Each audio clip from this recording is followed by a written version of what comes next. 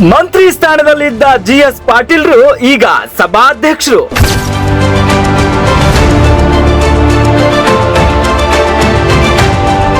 ಶಾಸಕರಿಗೆಲ್ಲ ರೋಣದ ಗೌಡ್ರೆ ಪಾಠ ಮಾಡೋ ಮೇಷ್ಟ್ರು.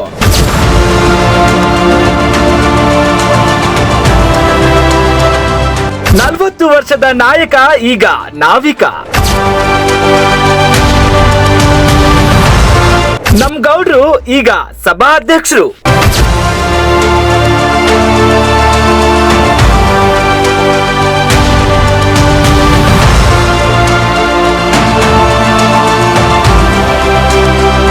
ಎಸ್ ಹೌದು, ಸಿಎಂ ಡಿಕೆ ಶಿವಕುಮಾರ್ ಸಚಿವ ಸಂಪುಟದಲ್ಲಿ ಗದಗ ಜಿಲ್ಲೆಯಿಂದ ಯಾರು ಮಂತ್ರಿಗಳು ಆಗ್ತಾರೆ ಅನ್ನೋ ವಿಚಾರ ಭಾರಿ ಕುತೂಹಲ ಕೆರಳಿಸಿತ್ತು.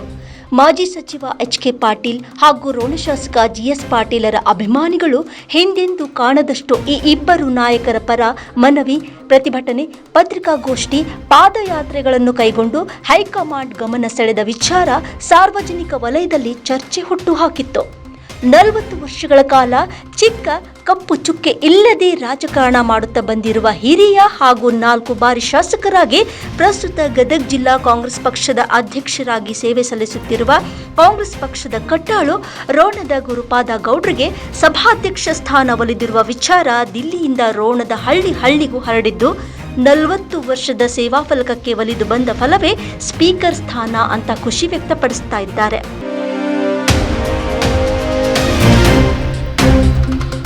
ನೂತನ ಸ್ಪೀಕರ್ ಆಗಿ ಆಗಲಿರುವ ಜಿಎಸ್ ಪಾಟೀಲರ ಮೇಲೆ ಜಿಲ್ಲೆಯ ಜನರು ಅಪಾರ ನಿರೀಕ್ಷೆ ಇಟ್ಟುಕೊಂಡಿದ್ದು, ರೋಣದ ಗೌಡ್ರು ಅವುಗಳನ್ನೆಲ್ಲ ಈಡೇರಿಸ್ತಾರಾ ಅನ್ನೋದನ್ನ ಕಾದು ನೋಡಬೇಕಿದೆ.